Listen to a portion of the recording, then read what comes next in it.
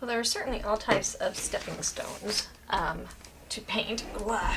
I have just your basic simple round one. I actually have a number of other ones as well. One of the things that you're going to want to do is get out your tracing paper. The tracing paper on a roll is fantastic because, like, the stone I've got sitting over there is kind of long, and I want to have my pattern all on there in one fell swoop. I'll move my stone. Blah. My heavy, they're heavier than snot stone here. I get a workout doing these. This is actually where one of my favorite tools will come in handy. I'll show that to you in just a second. Obviously, muscling stepping stones around is not a very fun thing, even for somebody who's 46 years old. So now I've got my pattern traced on there so I know how big, and so I'll do all my layout and stuff on here. So you could take any artwork and transfer it into artwork for stepping stones. The prep for stepping stones is actually very simple. If it's a dirty stepping stone, then what you'll want to do is you'll go ahead and scrub it with a scrub brush and some soapy water, and then rinse it off.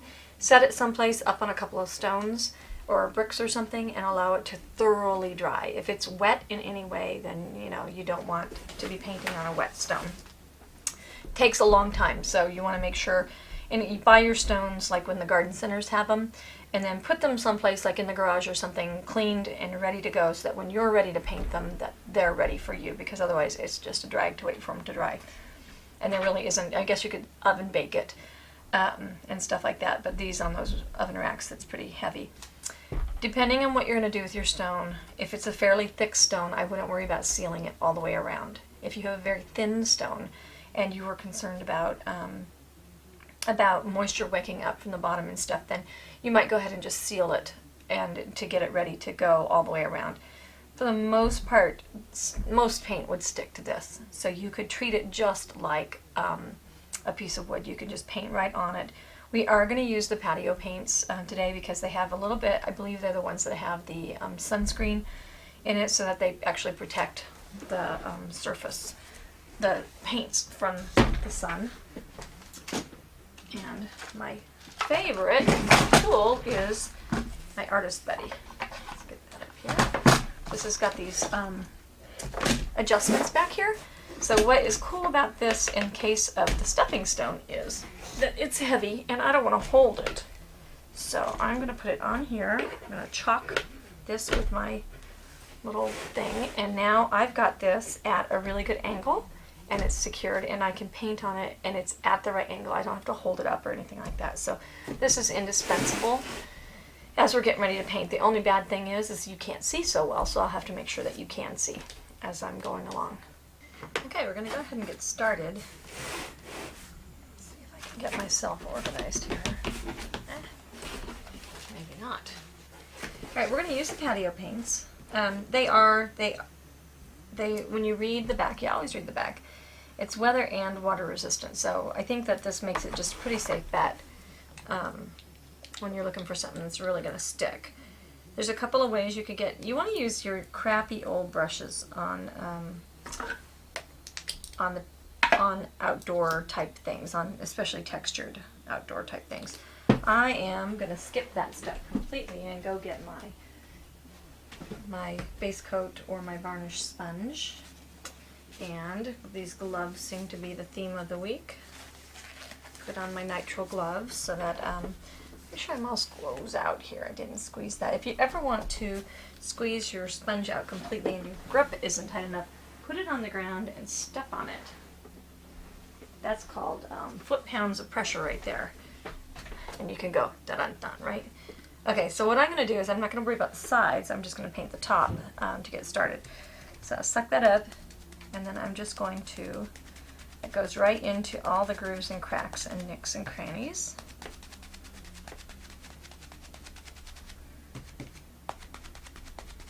And as long as I don't cup it around the edge, then I'll have a nice clean edge as well. You want to do a couple of coats of this. Allow it to dry. You don't want it to have moisture. The thing says for a couple of days, so like 72 hours or 48 hours.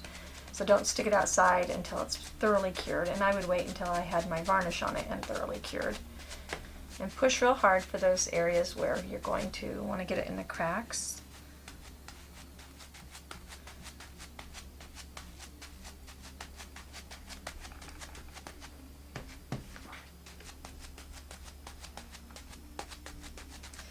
And we'll work a little wet and wet on this so that I don't have to wait for it to dry.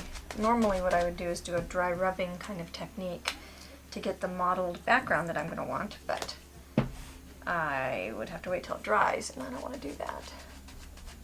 So I'm trying to think, you know, here's what I'm doing, right? I'm actively thinking about how I can get around doing something the way I've done it normally. I think sometimes being married to like Mr. MacGyver has helped me. He's real good at thinking his way around things. I got little bugs trying to escape. Little teeny bugs. I'm going to look for any holes that I didn't get. Keep knocking my stick out of there. Push a little firmer. Get the pressure so the paint gets down in there. Change your light.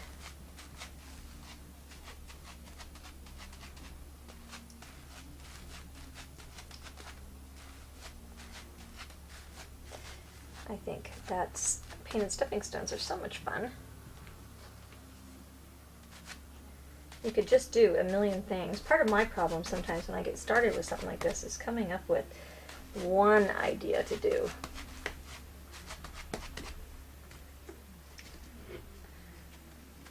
Okay, one more right there. Got some nice foam action going on here. I don't think that'll hurt anything though.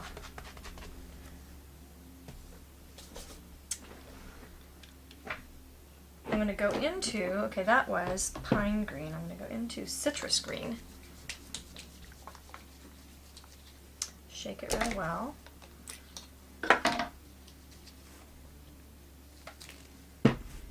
I think I'll actually go into one of these big bristly stencil brushes. They're real rough. And I think I want to just blend in some dreamy background stuff, wet and wet. You can wipe it on a paper towel if you want to.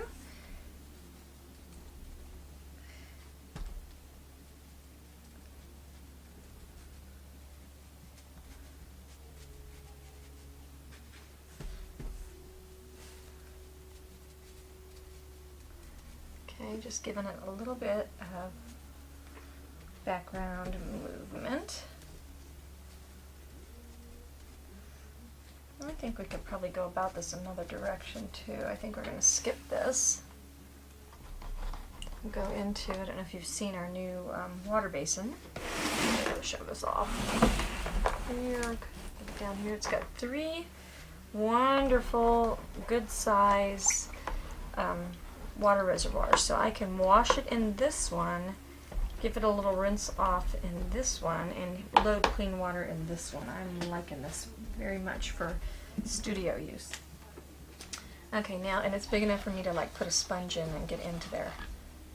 Okay. So I'm going to go into a sea sponge, and I'm going to load this green on here.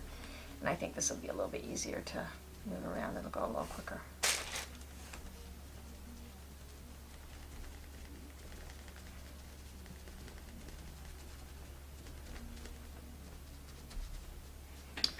This is one of those, it's a big enough surface. I go ahead and stand up and get some distance from it. The middle is where we're going to have our butterfly. So, dance around.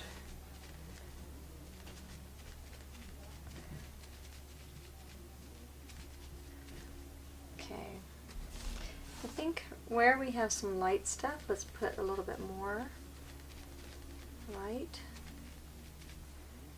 Okay, I'm going to go wash my, well, you know what, let's do one more little technique with this. Let's get out our wrought iron black.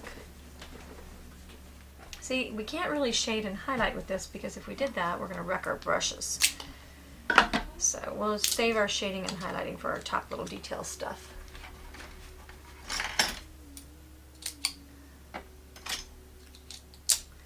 So what I'm going to do is I'm going to side load black. I don't think I've spit out enough. Okay, I've got my black here. I'm going to side load black onto my sponge, and actually I want to wipe off some of this crap off of my sponge so it's not quite so fully loaded with some foamy action. Going to corner load my sponge in the black, and then I'm going to keep that on the edge,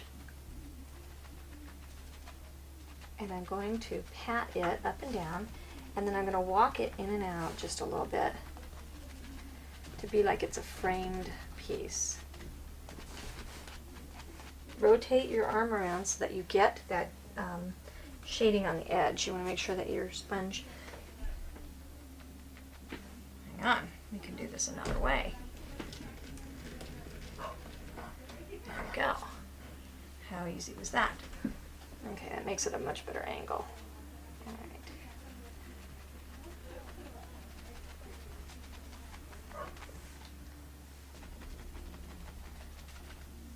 Okay, and that might mean that we need to come back in with a little bit of this green if I disappeared it.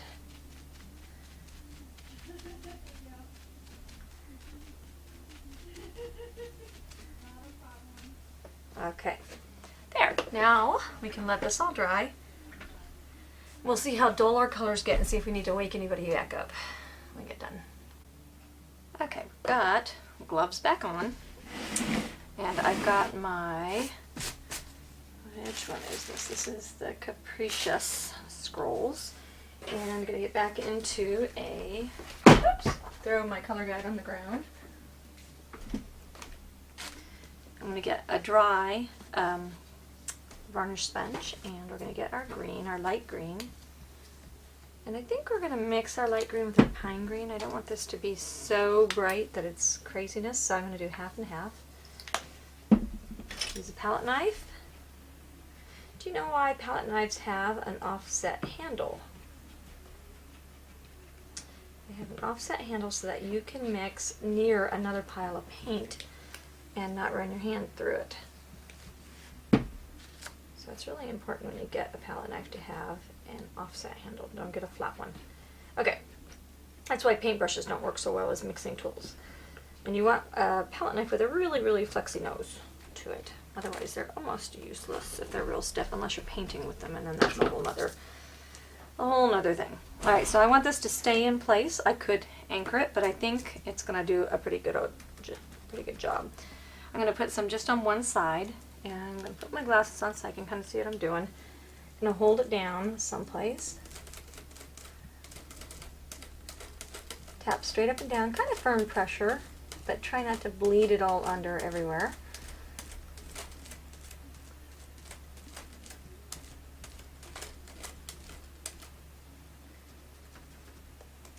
You know, the key with stencils is you don't want it so thick that it's going to bleed under, but you don't want to work at it too hard.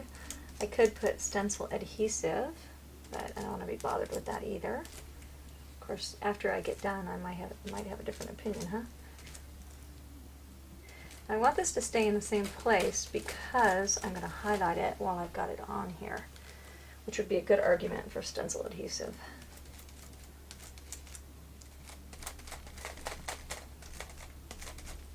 And I got into my black there. Oh well.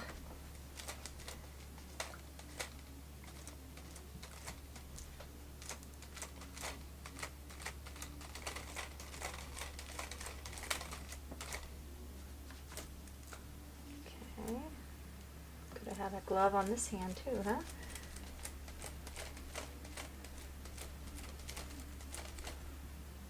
Okay, now I'm going to go into my light. I'm going to rub that black out right there. Actually, I'm going to flip it over. That way I don't have to worry about it. And decide where do I want. I think my butterfly is going to take up most of the middle, so I'm going to highlight near the outer edges.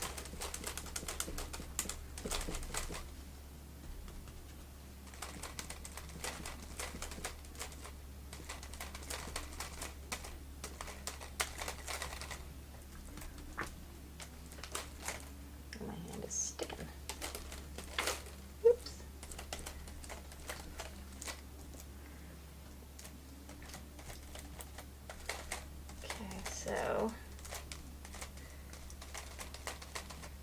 just keep those highlights to the outer edges. Okay, now I'm going to peek. When you peek, you're going to hold it down so I can look. Okay, I think that looks okay. Take the glasses off. Okay, yeah, because what I know is that I'm going to have this great big giant butterfly right in the middle here. So I think that'll work just fine.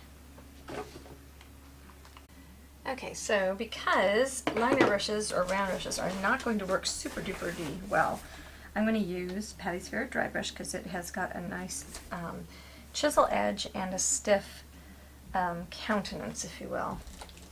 We're going to go into our citrus green, and you can do a little dirty brush action if you want to. You're just going to dry brush the accents just a little bit more. Remember that your brush is going to get trashed, so use something old.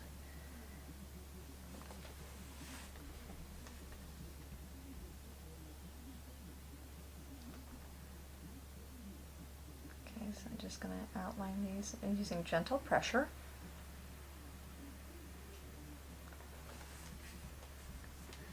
Just brighten them up just a little bit so they pop.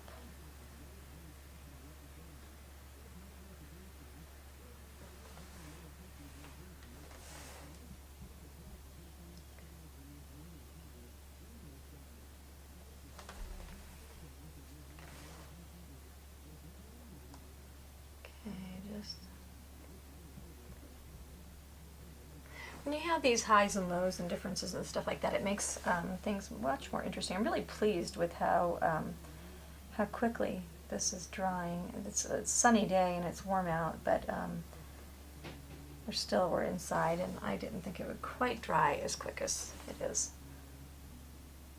So I'm real pleased. It's actually behaving very, very nicely, this paint.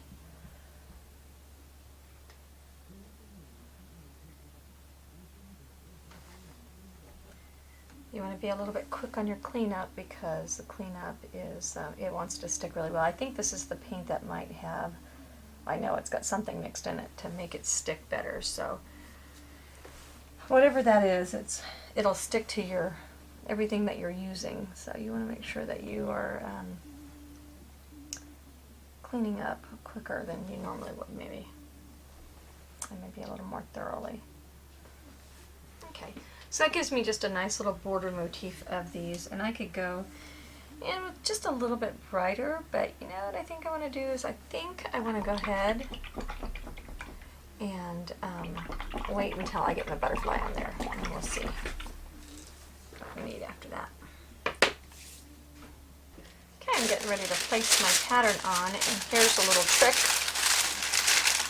from our 100 Tips and Tricks video. To tear a hole in, you could also cut a hole if you didn't want to look like a knucklehead like me. And you cut a hole in your pattern someplace where there's not a pattern. Now you're going to lay this out, checking to make sure that you've got even spacing. And I've got it laid out on my stone, so I guess I could just do that. That's why we make those circles. It makes the layout just so much easier. Okay, and then you're going to take a piece of tape. Which I can't seem to handle one-handed. And just stick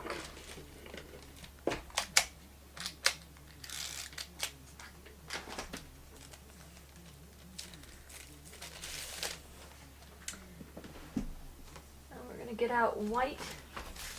I don't think we can be white enough for this because of the spaces. And there is a brand new tool. I'm going to show this off. Okay, so we're going to approach this a little bit differently than we would normally approach tracing. We are going to paint this whole butterfly one color. I need to move this palette before I give myself a mess.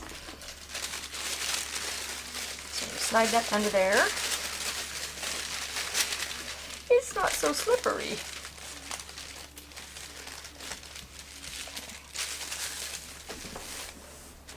Okay. Right, with the exception of our body here.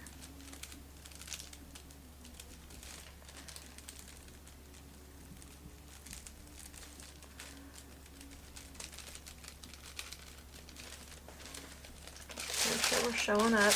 Gonna have to press a little harder.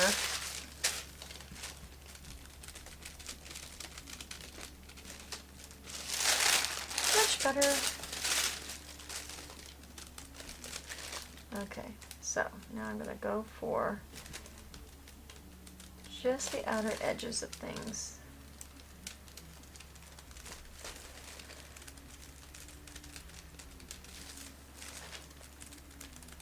And we'll paint everything the yellowy orange color, and then do our details. In a way, painting on stones, it's a little bit safer once you get some layers of paint on there. So let's take a look.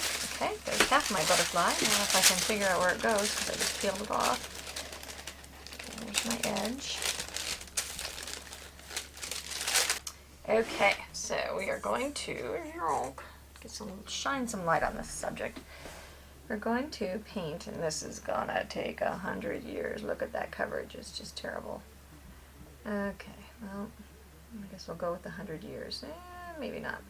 Okay, so not liking the coverage of that, so I want to dig out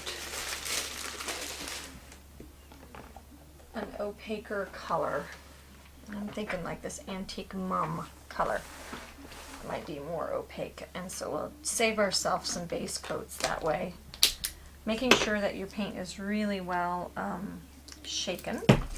Well, this isn't looking like it's separating, so let's see if we don't get better coverage this way. Yeah, that's much better.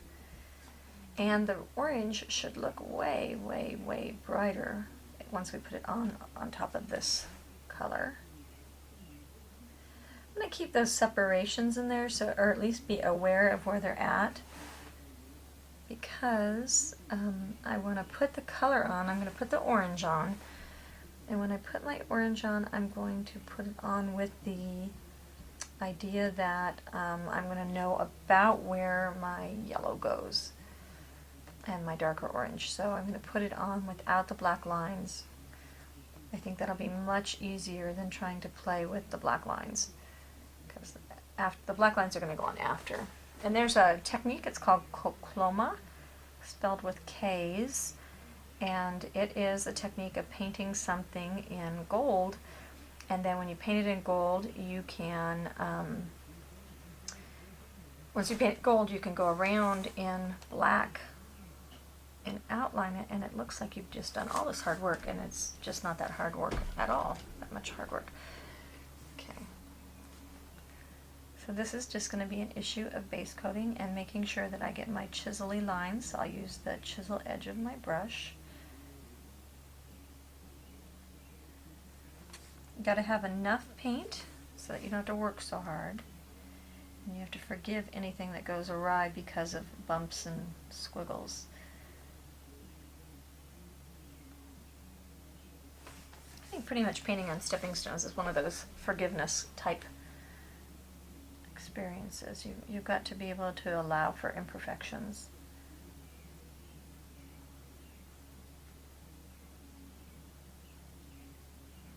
Okay, and then go back in and make sure you get paint in those voids. Okay, I'm glad I did that because look at the coverage. I don't know if you can see so well. Okay, that's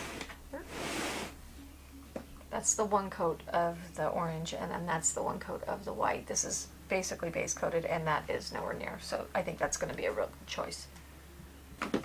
Okay, next we are going to use that orange paint that we tried to use, which is pumpkin. And we are going to glaze over the top of this.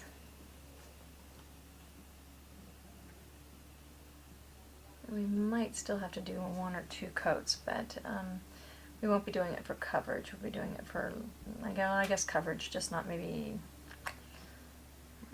there's something I'm trying to say and I can't think of what it is, but we might do 2. It can be thin though. So I'll fill all that in.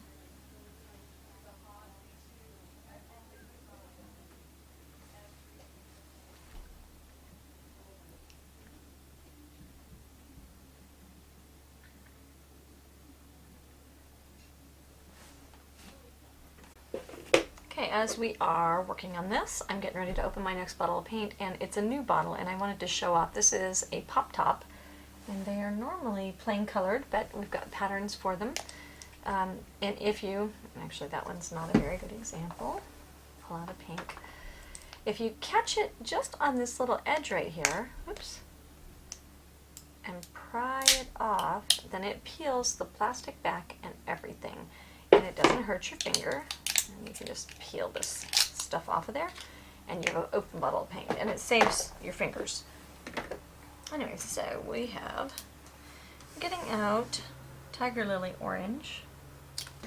Okay, so while we're wet, we're going to take our dry brush, and we are going to pull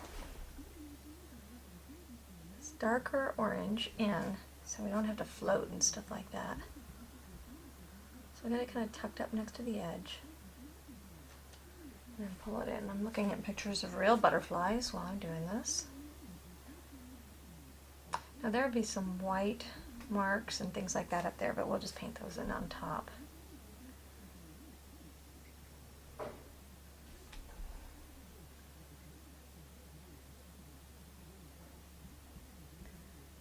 How much easier is this than floating? You just want to make sure you get in these little crevices. And yes, I just said crevices. It could be a pattyism. What do you think? And if you needed to go back the other way, because maybe you did it too much, you can wet and pull into that to blend it nicely, and that just makes a very lovely blend. All right, so I'll continue that here. Wet and wet is a really lovely way of blending.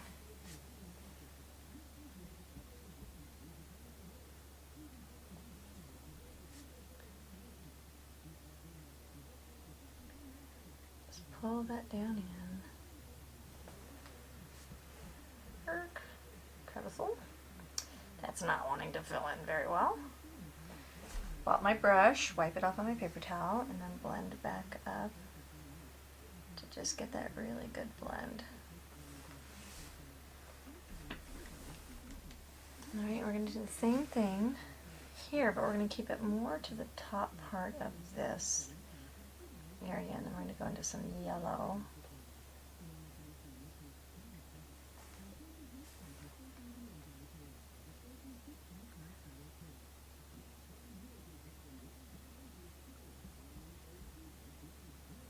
Okay. Get out our yellow, which is our Fiesta yellow.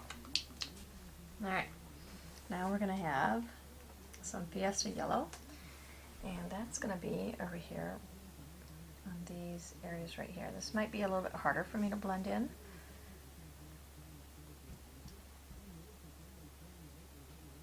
My paint seems to have dried just a little bit. So what we can do this, we can just go back in and wet some if we need to.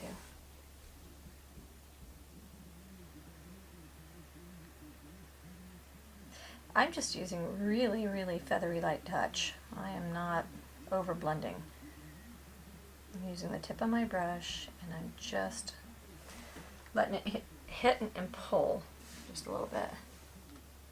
And now in this area we want more yellow within the yellow that I put on there.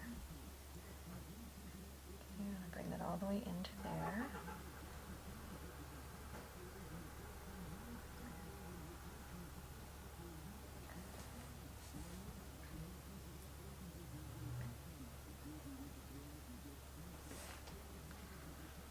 Now, looking at some other pictures to see if we need.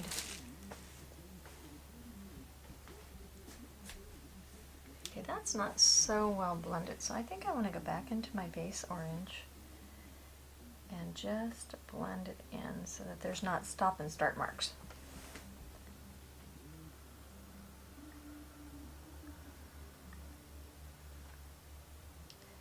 Those black lines, while they're going to work, they're going to be kind of thin, so we don't want it to be too crazy. I think we are going to need a little bit. I keep going towards this patio brick color, but I'm thinking, I don't know if I don't want a richer red. I guess we'll try one, and then if it doesn't work, we'll try something else.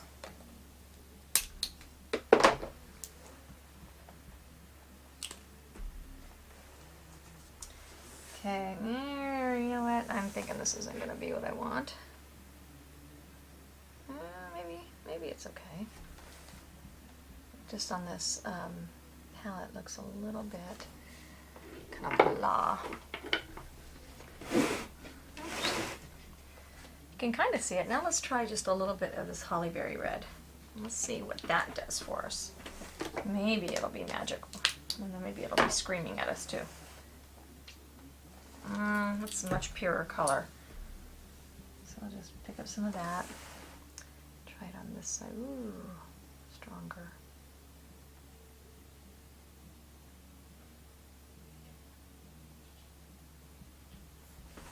Okay, I think the hollyberry wins. Now we don't want to use that too pure, so be careful. Blot it off on your paper towel.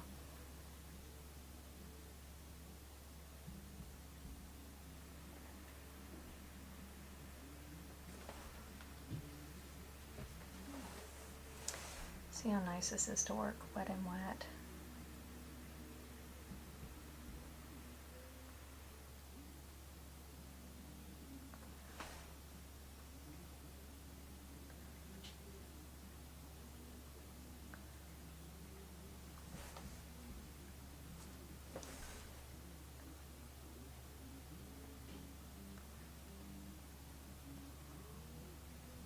I'm kind of getting the feeling that I'm going to want just a little bit more of the yellow.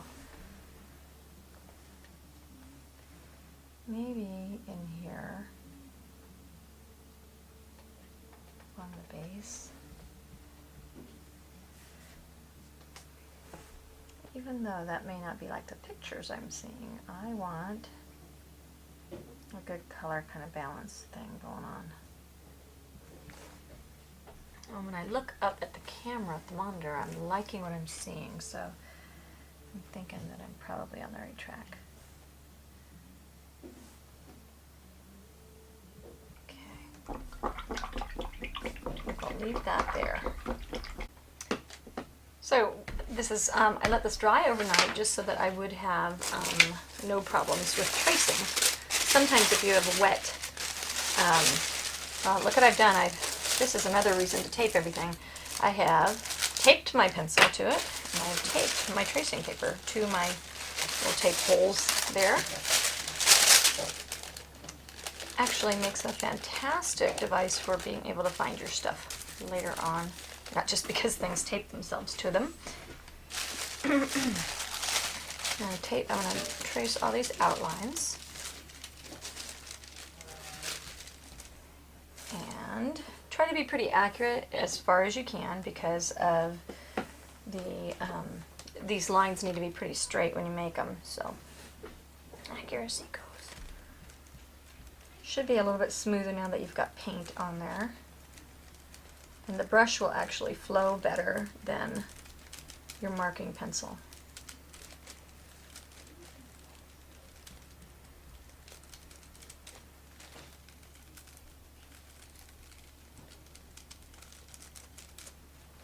Remember, you can turn and drag your paper out. You can turn your Lazy Susan.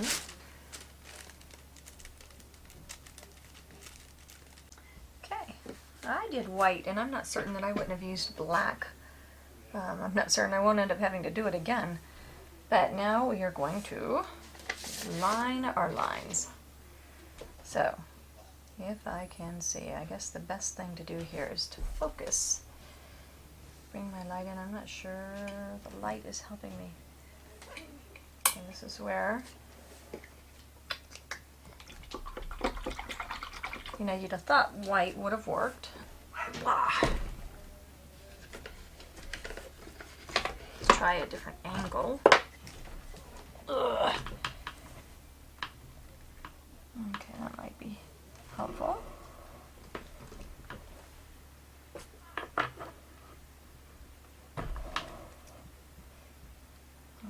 Towards myself. Alright, I have decided that I cannot see my lines. And so I'm going to get out my eraser, the flat one, and this is smoothed up quite a bit, so I think that'll take off the bulk of my lines, just so it's not distracting. I'll also take down your eraser if you erase too much.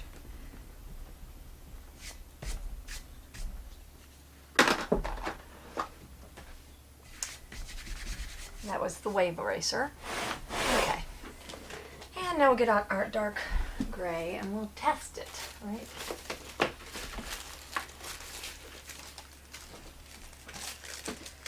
A fairly new piece is what we're needing here. We'll lay it back out. Rearrange. There's no sense fighting it, right?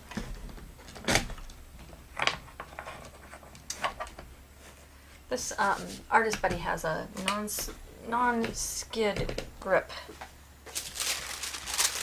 which makes it awesome for things not sliding off like giant stepping stones. Okay.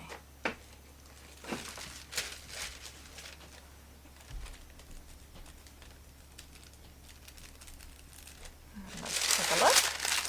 I think that will probably show better. Still going to press pretty hard.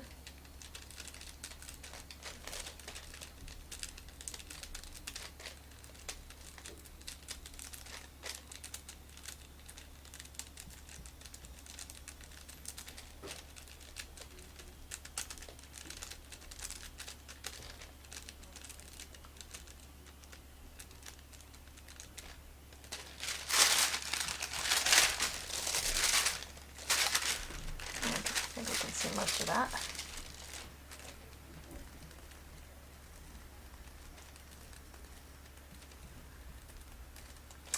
By taping on the top and the bottom of this, what you're doing for yourself is you are making it so that the pattern won't jiggly around. If you just tape at the top over the top edge, then your pattern can shift from side to side. So doing it this way is much better for keeping your pattern still.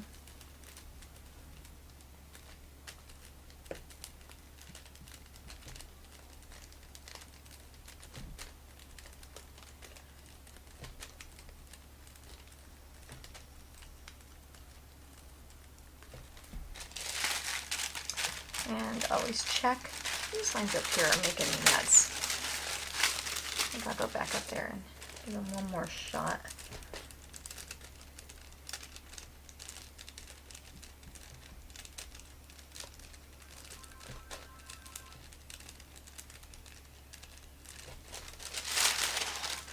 Okay, hopefully you can see that.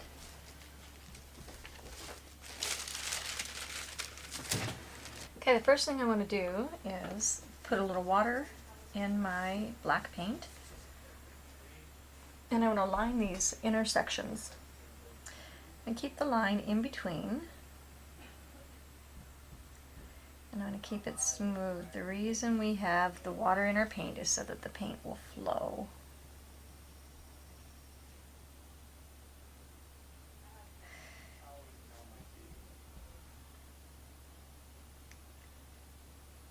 So just keep reloading your brush. I'm using the Pro Round number 2.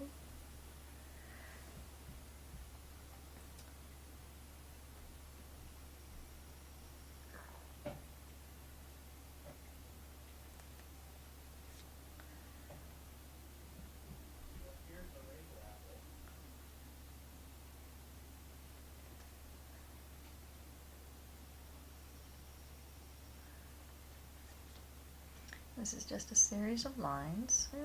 Make sure I'm going on the right line.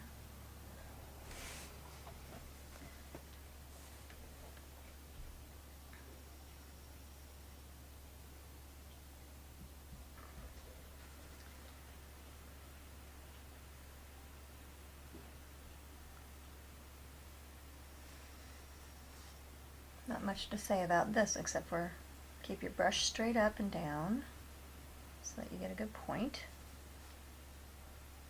Keep your paint thin so it flows, and use a good round brush.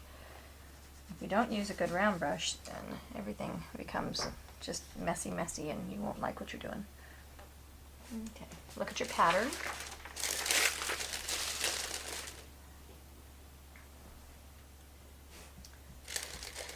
To make sure what you're seeing is what you're seeing. And line slightly to the outside so that you can make these lines thinner.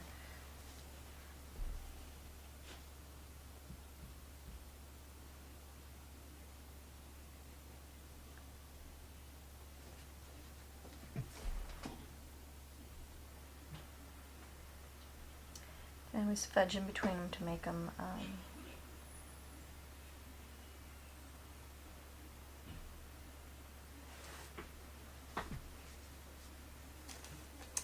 see, what do we have?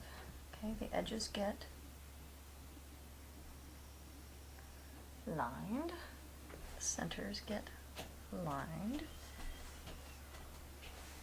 Don't forget, pull towards you as you're lining, and you'll have nicer lines.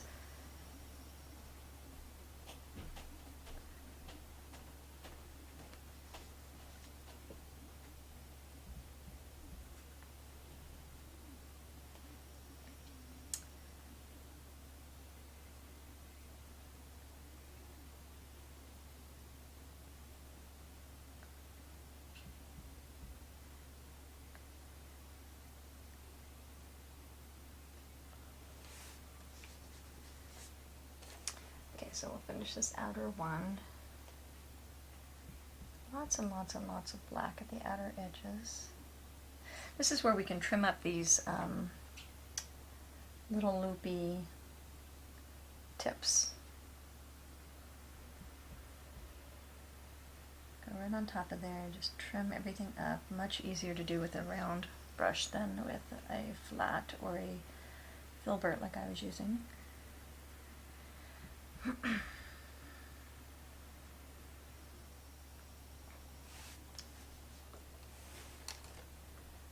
Okay, now in theory, we're going to go ahead and just make this whole end. I think we'll go ahead and we'll make some of these little dots and we can change their colors.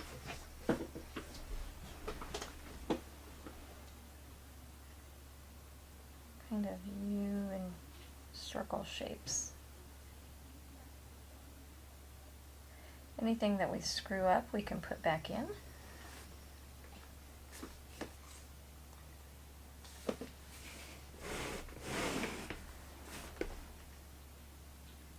I get a little bit too clunky, then I can just go ahead and black it all in. Okay, now we go around all of these, fill that whole end in.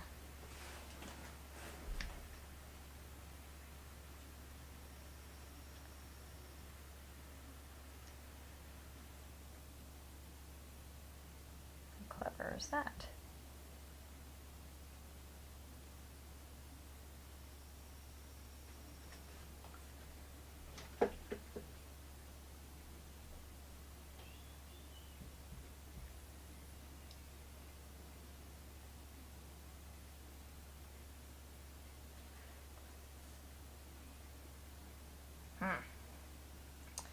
I don't think that whole thing down there wants to be black, so I think I'll leave that.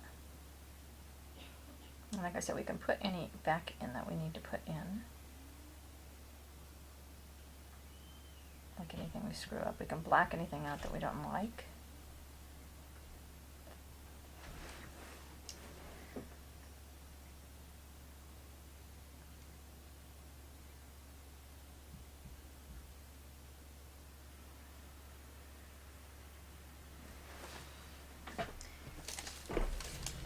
It's always a good idea to get a little distance too, so like when you're sitting right on top of it, that looks a little bit strange. But once you get a little distance, it's like, oh, that looks pretty neat. Looks kind of almost stained glass looking, doesn't it? Okay, next to the body, we'll go ahead and line next to the body.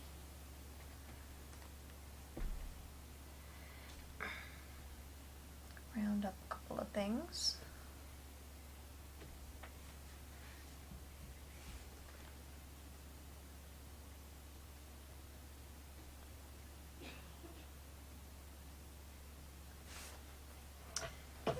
think we have the start of a butterfly.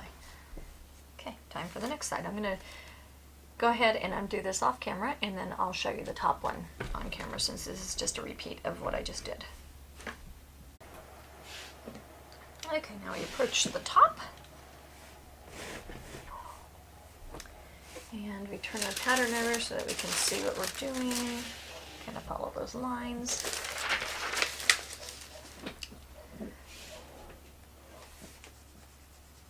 Rinse your brush out at this point. It can harden up at the ferrule. Clean it. It helps a lot. Okay, and so this one has a wider black.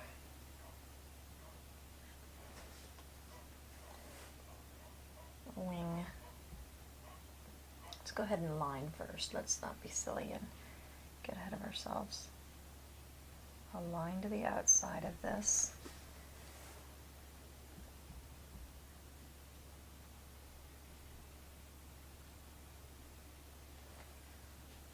This actually goes pretty quick. It's not a very hard thing to do. It's a little bit weird to get your brain around it because we're not used to painting this way, but besides that, it's pretty neat. Okay, get the rest of these puppies on here. This one's laid out quite a bit differently than the others. I think the thing to remember the most is that these things go in these tracks, kind of one thing under another. Like there's 2 rows of things under here. One this way, one this way. A bigger one of these. They could be whatever it is that you want it to be. Let's see. Okay, these are going to be, I'm going to make these into like row things, because they kind of get divided up after.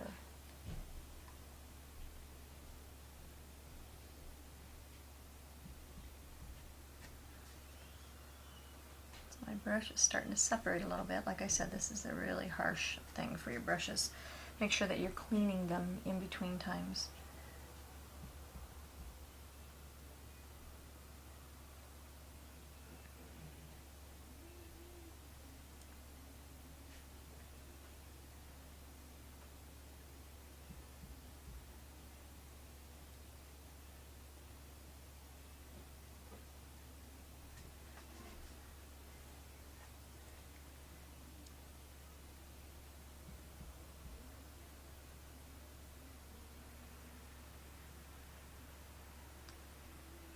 Fill it in.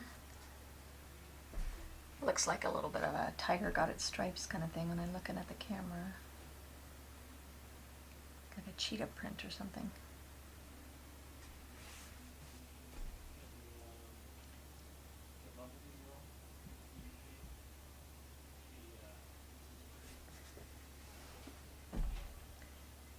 Okay, just filling in.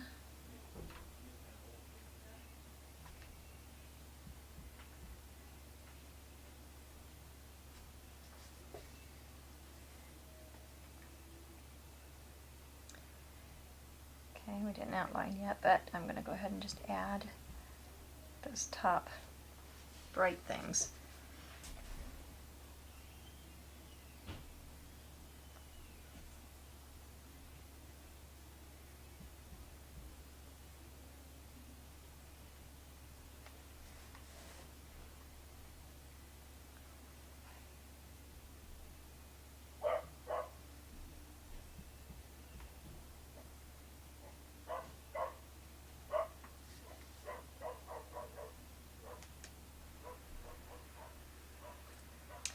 Maybe Freckles is out there chasing butterflies. He's a pretty funny puppy. Okay.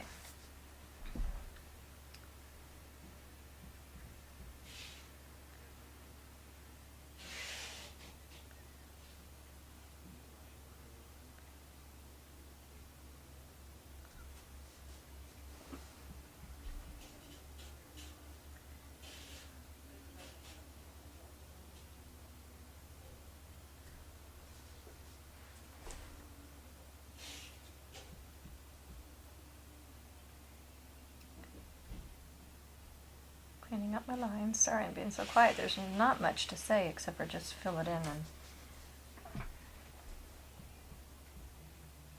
and leave interesting spaces. You obviously wouldn't want to make it too black, but whatever you do, you want to make it balanced. Balanced will be the best thing that you can do for yourself here. Trying to decide if I like this area right here.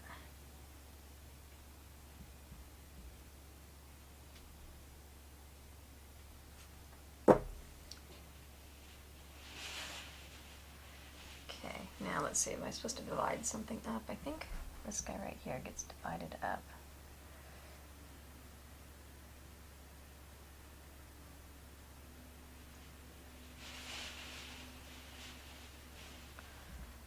Okay, and then these get a slightly different treatment. We've got some yellow popping its head in here.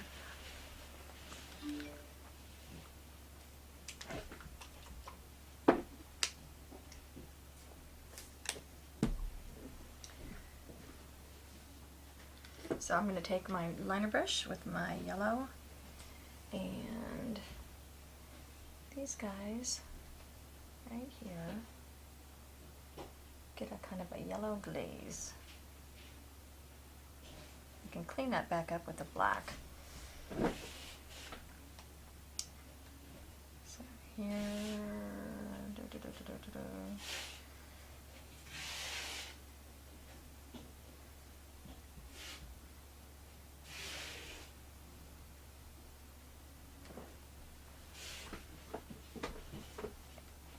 this is where we can also go back over here if we want to take just a little more yellow and create that very, very yellow. We might want to go back here and make those more of a yellow color.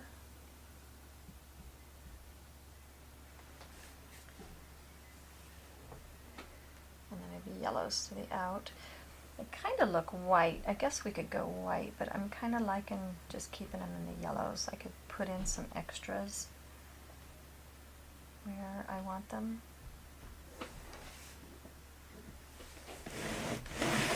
Okay. I could show you what's on the camera on the concept. Okay. Go out here, get these more yellowed up.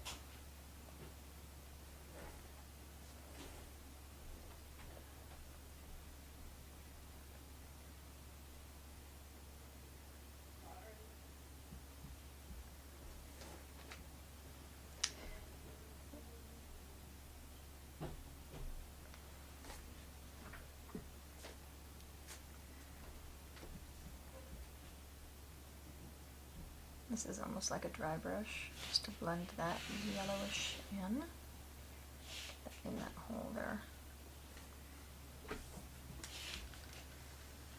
Okay, and repeat for the other side. If you want them a little bit brighter, you could repeat a second coat on the parts that you went base coating over, or use a slightly heavier paint. Okay, let's do his little body. Little body is basically filled in with black. We could do some shading. His head has got that roundish top to it. This next piece has got a roundish kind of piece to it, and then it comes into the body. Without staring at them and dissecting them, which I don't want to do, we're going to get this as close as possible without getting crazy.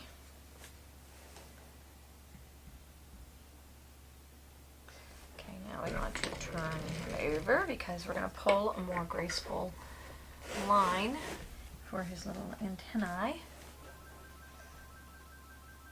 And we'll pull those and give him a little ball on the end. A little kind of lumpy ball thing. Okay.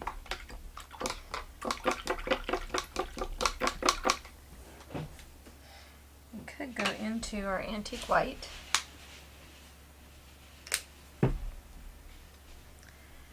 See if any of those. No, I don't think it's going to be bright enough. I do think, let's go into our antique white and let's just define the shapes here.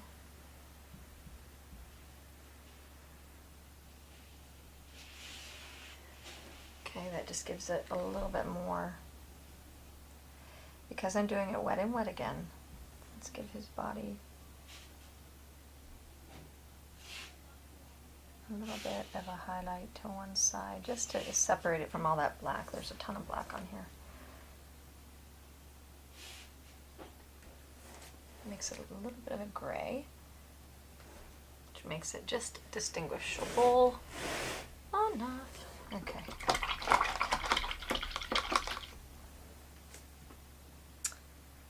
And then, do we want white? Tis the question of the day. Let's see if I can find some white. Some lovely warm white. I have to say, these paints have been sitting here waiting for me to paint with them for a few months, and they haven't really been very separated, so they must be a good, I don't know, whatever kind of formula, so that, okay, I think we'll bring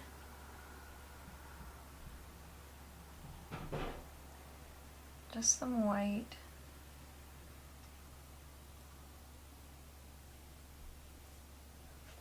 It's just got a little bit of something going on. It's got it at the bottom too. Just bring it the right way.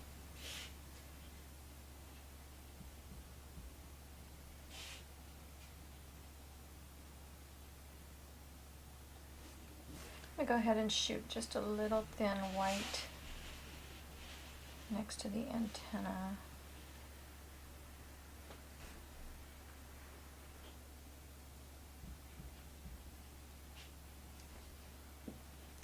Next to the body.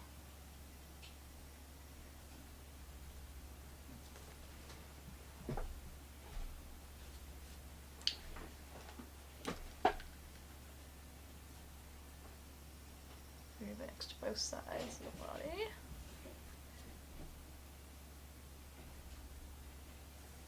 Okay, I think we're going to make some little magic-y dust things. It seems to be the consensus that we need some magical dust. Can never have too much magic dust, right? So we're going to use our Crescent stencil brushes. Load paint on a dry brush. I'm sure this is dry. Wipe it on a dry paper towel. And then I'm going to decide my path of magical dust stuff. So I'll get out my white Ghost Rider. She's got a white lead, and she erases with water and all that kind of stuff. So I think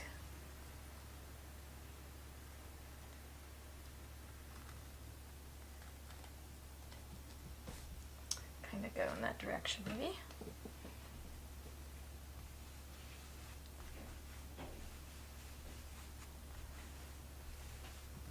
You make a trail of these dry rubbed circles.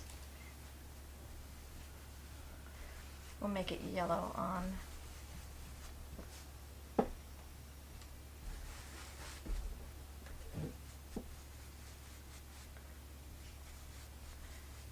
the bug itself.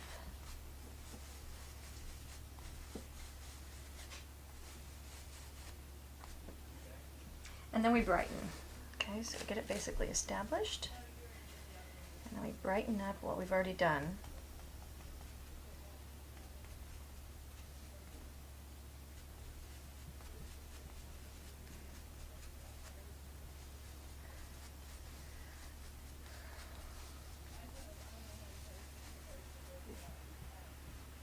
And then we brighten some more.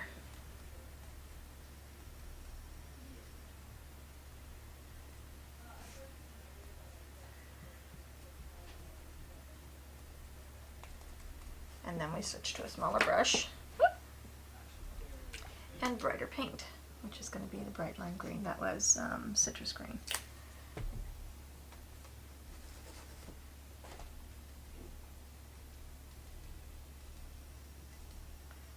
And this I'm not drying off, I'm actually using quite wet.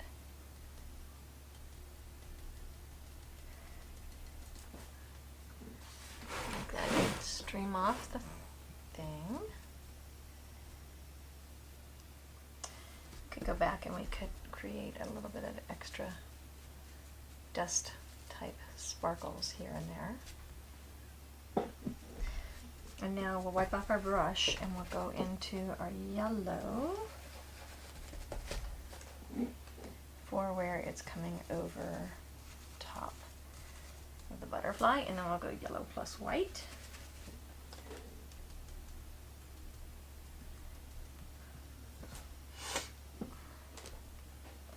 And maybe some yellow in the green.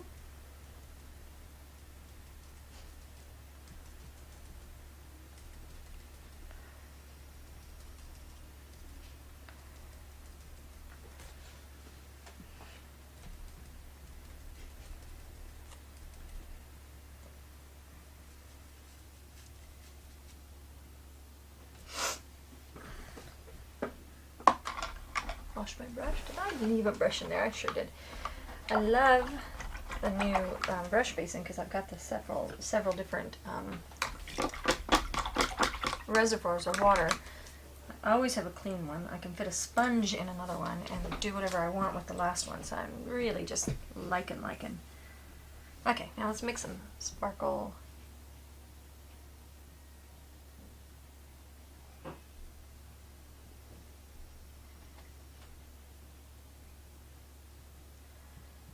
Series of all lines. Okay.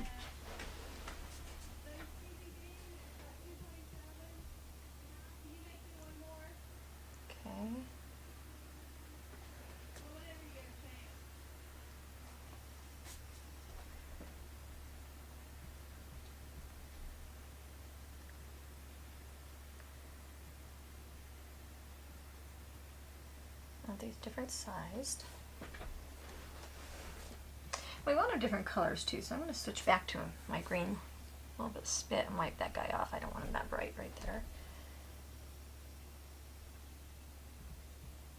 Just a green plus some white.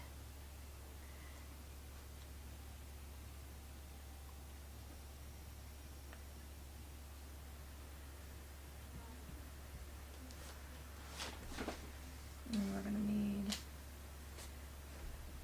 a bit of sparkle out here.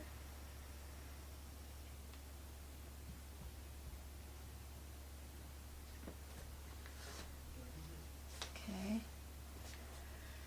Squint your eyes at it so you can see what's going on.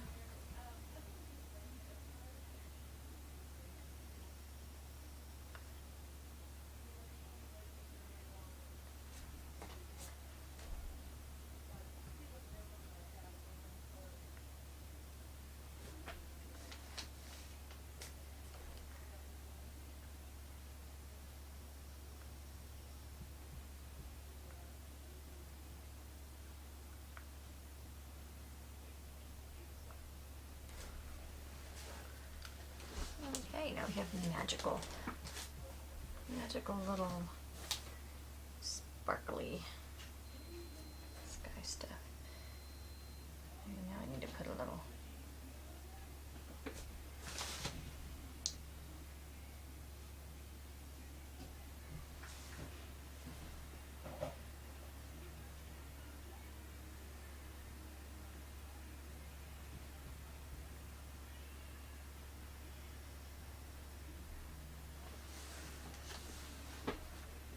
I can add just a little bit of a stipple to that so it's threading through.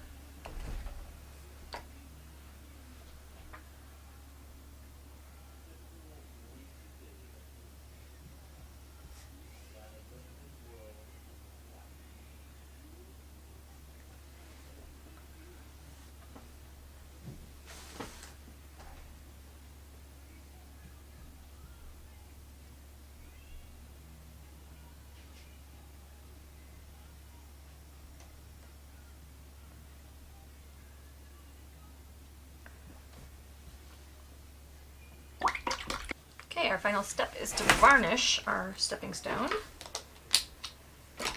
So we're going to use Duraclear Clear Matte Varnish. This is the only polyurethane varnish that I believe that DecoArt has. I may be lying about that, but I think it's the only one. So this is the one that's going to protect your outdoor stuff from fading and all that kind of stuff. We're going to use the same varnish sponge that we did before. Just blot it into the stuff, and I'm just going to blot it onto the surface nice and evenly. I'm using matte. You could use whatever finish you want to use. 2 or 3 coats. And you can refresh this. You could clean your stone, you know, after, you know, a long hard winter. You could bring your stones inside, better still, so that they don't get all damaged and stuff. But if your stone started, you know, maybe after next year you wanted to refresh your varnish, just clean it up a little bit, let it dry, and then give it another coat of varnish just to keep it fresh whenever you felt like maybe it had been out there long enough to need some refreshing. Try to get into all those little scoogly woogly holes there. Look it in there. The nice thing is this varnish sponge will last you for like a zillion applications of everything. I mean, it does such a beautiful job of varnishing and basing. Okay, I think we're going to call that done until I dry, and I'll put my second coat on. And enjoy your stepping stone. Okay, I got this irregular shaped stone from the Home Depot or Lowe's, one of those two things, and they're actually designed to fit like a puzzle, like this end of it fits with those, and so then when you get done you look like you have like a flagstone kind of thing. If you have stone, then what you want to do is clean the stone with a wire brush or just a bristly brush. You can use soapy water if you really think it's filthy. In this case I brushed it off and I'm not going to worry too much about it. And let's see, we could, you know, sweep it off. Yeah, maybe I should worry just a little bit about that. I think maybe it's got a little bit of loose grit. Probably don't want that, so I'll take a moment, and maybe vacuum it. Great idea. Anyway, so clean it up. You're going to allow it to dry for probably a week. Let's face it, once the stone gets wet, and this is the porous kind, not the kind from like the granite yard.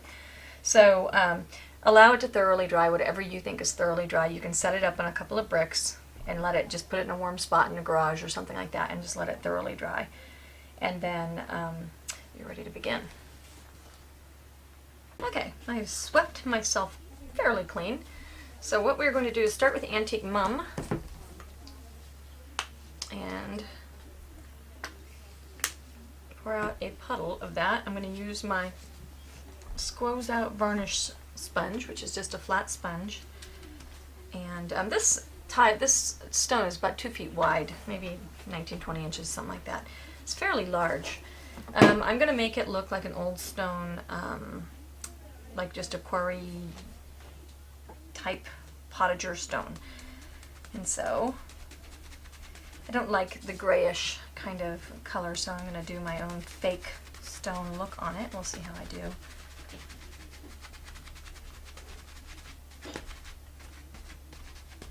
So first we'll get a coat of this, and we want it pretty generous in our sponge here, so that it goes into all these little crevasses. And you might start where there's heavier crevasses instead of where it's tighter.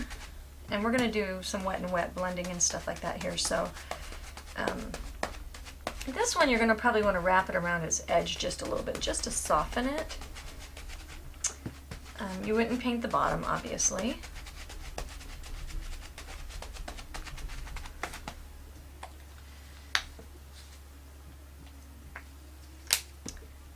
You want to allow for time so that you can go wet into wet.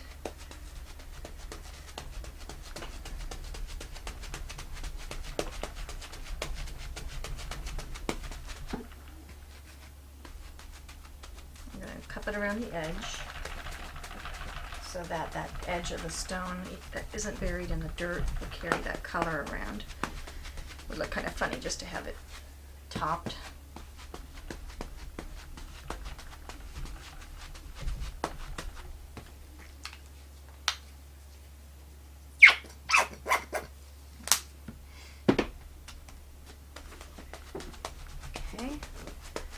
this dabbing is much better than trying to use a brush to base, because the brushes are going to get totally thrashed. You do want to use old brushes as we're getting ready to paint this. You don't want to use your brand new Raphaels or something like that.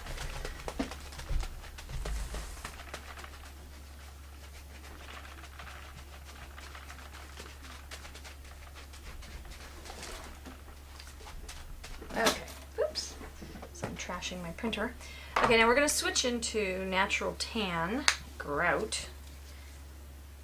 And I think with this color, I'm going to switch to a clean sponge. Okay, and I'm going to get going to corner load this. I want to work wet into wet, and I want to just put some of this here and there, moving with my highs and lows.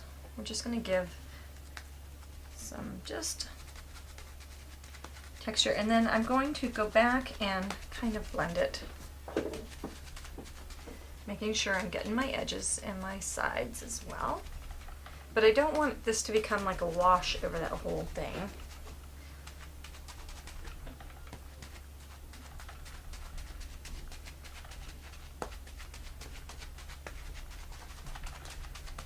Okay, then we're going to get into our pinecone brown, which is an orangey brown, and I'm going to load it on just one part of my stone too.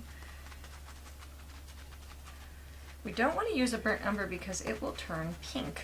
It has a reddish base to it, and we don't want that. And we could use it dry if we wanted to.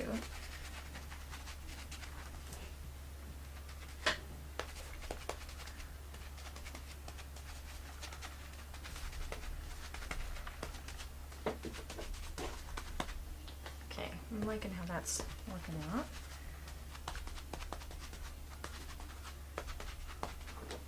Just here and there. See how those mottled highs and lows look?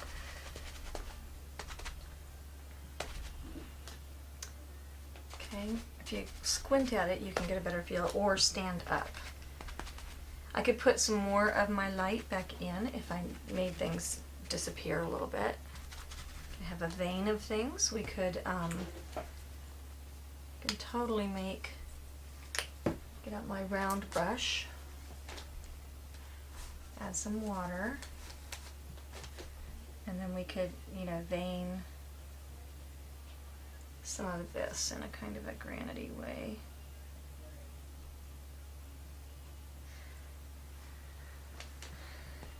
Soften it. Don't want to do these everywhere.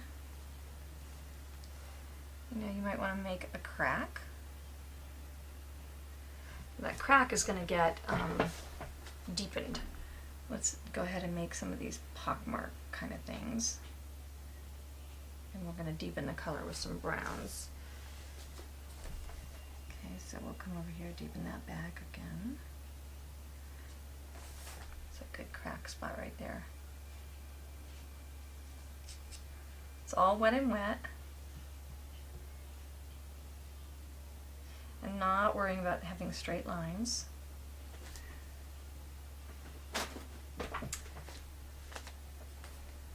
Okay. Not too many cracks, and you don't want to go running in all different directions and things like that, so now we'll just add some of this stuff at the edges.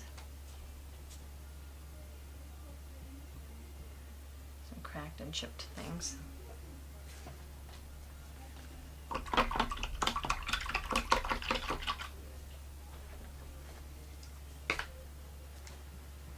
Okay, now we'll get out some of we've got brick red, that's probably going to be too red. Woodland brown. We're going to need black, so wrought iron black. And now I've got this new brush basin I just got to show off. Oops, if I get it on camera.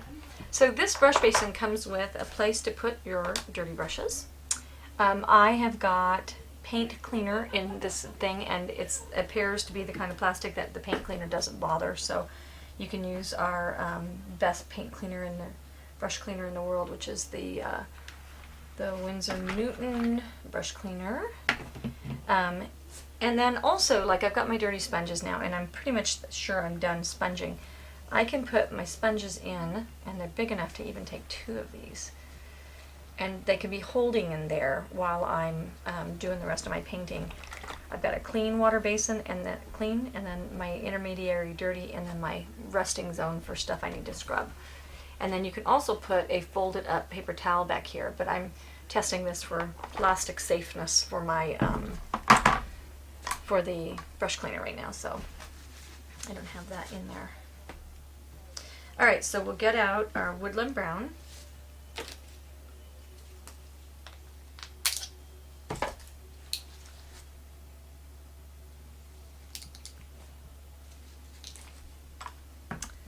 Okay, and then we're going to deepen with the woodland brown.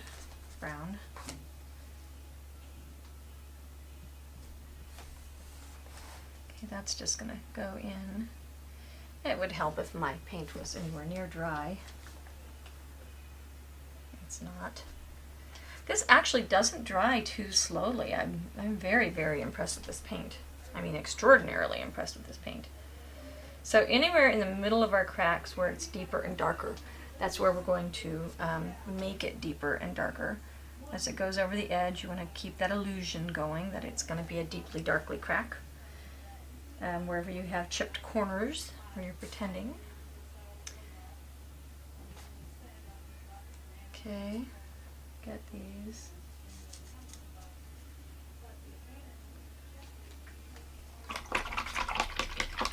I'm going to deepen that with some black, but not right now because right now we have, we don't have, it's too wet to do anything else to. But I think I will use my crescent stencil brush and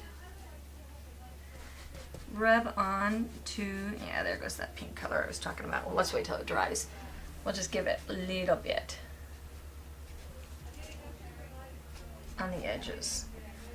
Okay, we finally got this puppy a little bit drier. So we're going to use our crescent stencil brush that attempted to dry to my paper towel and our woodland brown. And we're going to just rub the corners and edges just to soften them down.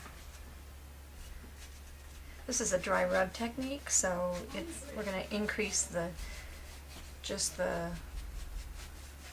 edges and stuff, just the softness of them. Yeah, that keeps its color much better when it's not wet. There's just an awful lot of brown in that.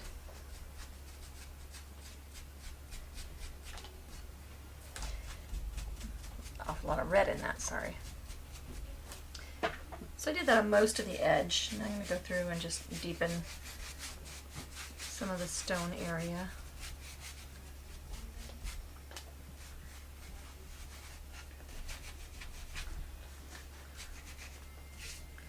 Okay, that's getting to be that kind of gardeny looking stone that I'm talking about. And now we can go into that brown and we can deepen without it being muddy and stuff. Get those cracks in the corners, chips, cracks.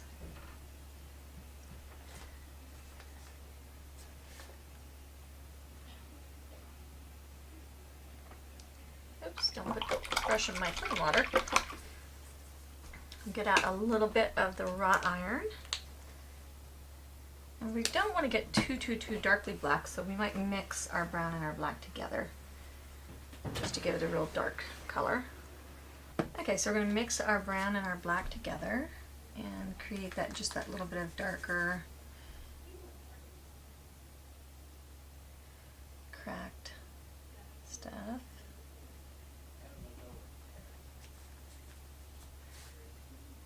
Okay, I think, all right, I'm okay with that. Now we need to add some spattering. So we're going to get out our Mist It tools. And what I have found very handy is I preload these with water. I clean them out and then preload them with water. And I gotta find what I'm looking for. Okay, so I've got my little basin here. I'm going to pour out a little bit of my paint, of my water, and I want to mix. I think I'm going to mix my black and brown together in here, so I'm just going to put a little palette knife full of black and of brown. Mix it thoroughly. See what I get? You want this kind of thin to go in the squirt bottles, but I kind of want it dark, so a little bit more black. If you mix it in the tube, it can stay kind of thick, and I didn't like that so much. So now I'm going to, over my water basin, pour it back into my Mist It. Pours pretty darn rootin' tootin' good. Then I'm going to plug the hole, shake it up, and presto changeo, put it back on there. Okay. So now I'm going to test it. Alright. And then I'm going to go off over here and put random.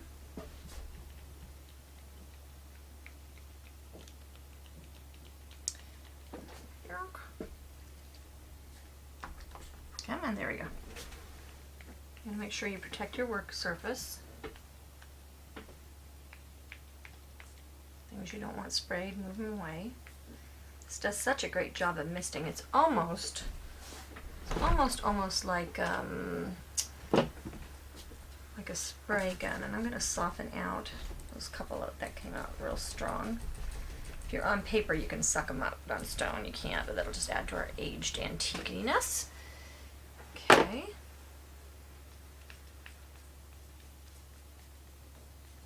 All right. Getting kind of stony looking now, huh?